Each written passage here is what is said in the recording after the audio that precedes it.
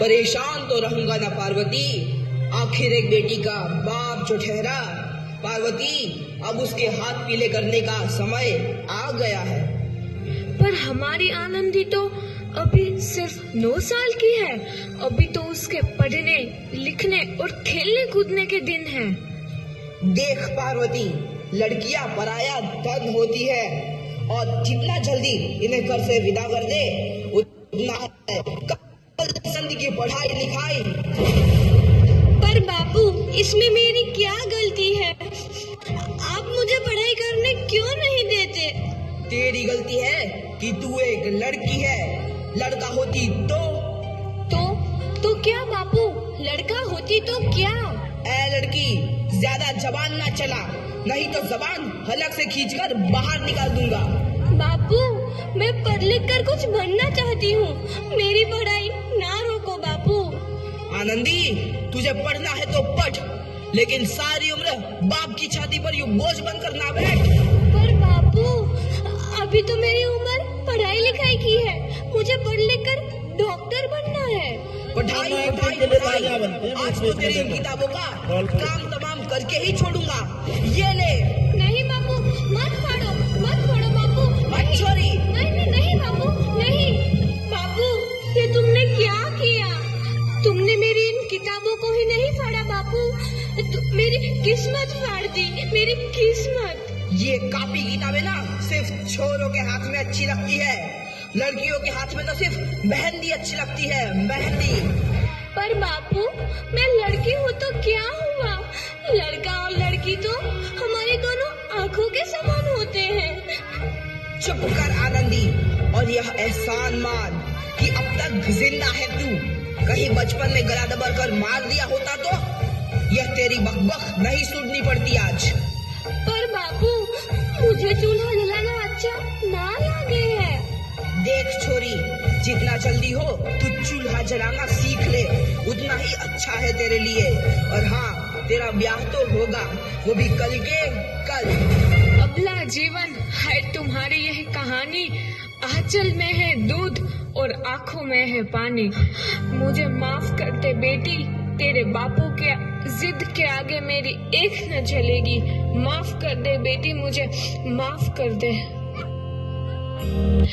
इस प्रकार मात्र 9 वर्ष की छोटी उम्र में आनंदी का विवाह गोपाल राव जोशी से हो गया। बाल विवाह एक सामाजिक कुरीति है और इस कुप्रथा का शिकार होना पड़ा आनंदी को। 5 वर्ष बाद आनंदी 14 साल की हो गई है। उसके घर एक शिशु ने जन्म लिया है। देखते हैं आगे क्या हो। देखिए ना, इसे क्या हो गया है? इसका माथा तो अंगार की तरह तप रहा है। इसे तो बहुत तेज बुखार है। आप बिना कुछ भी बोलते हैं, दीजिए मुझे। माधव, जल्दी से वैद्य जी को बुला के लाओ। जी, अभी बुला के लाता हूँ। ये तुम क्या कर रही हो आनंदी? भगवान की विभूति लगा रही हूँ। बस करो आनंदी, ये सब अंधविश्वास है। अरे आप यकीन तो कीजिए, भगवान की कृपा से इसका माथा ठंडा हो रहा है और बुखार भी उतर गया है ना बाबू? देखिए, दीजिए मुझे। उठो बाबू, आंखें खोलो, तुम्हें तुम्हारी माँ बुला रही है। आंखें खोलो, देखिए ना इसे क्या हो गया है। आंखें भी नहीं खोल रहा। आंखें खोलो बेटा। आप चुप क्यों है? आंखें खोलो बेटा, आंखें खोलो। आनंदी, हमारा बेटा कभी आंखें नहीं खोलेगा। नहीं, ऐसा नहीं हो सकता। मेरे बेटे को मुझसे तो कोई नहीं छीन सकता, कोई नहीं छीन सकता। पागल मत बनो आनंदी। माधव,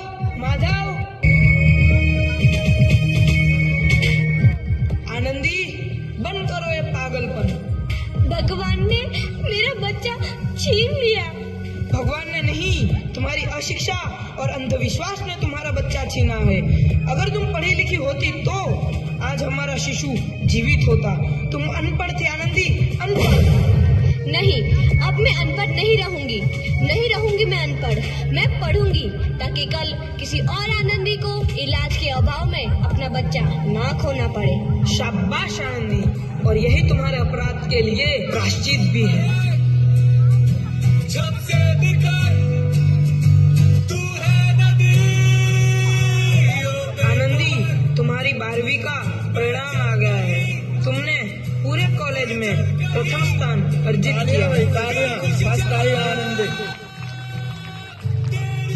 आनंदी, तुम्हारी मेहनत रंग लाई है। तुम्हें शिक्षा वृत्ति मिली है। ये लो तुम्हारे अमेरिका जाने की टिकट।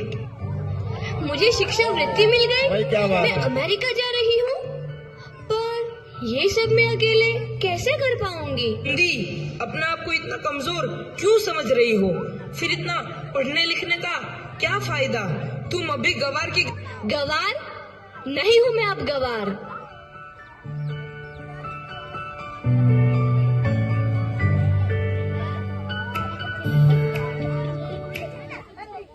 तो इस प्रकार 7 अप्रैल 1883 को आनंदी अमेरिका के पेंसिल्वेनिया के लिए रवाना हुई और 3 साल बाद उन्होंने डॉक्टर ऑफ मेडिसिन की उपाधि प्राप्त कर ली।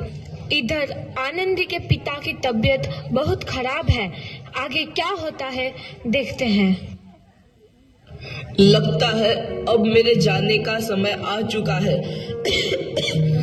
अब मैं नहीं बचूंगा। ऐसा मत बोलो। शहर के सिटी हॉस्पिटल में अमेरिका से डिग्री लेकर कोई बड़ा डॉक्टर आया है। एक बार वहाँ चलकर दिखा लेते हैं। हाँ, सही बोला भैया। कम से कम दिल को तसल्ली तो मिल जाएगी। हाँ, चलो चलो जल्दी हॉस्पिटल चलते हैं।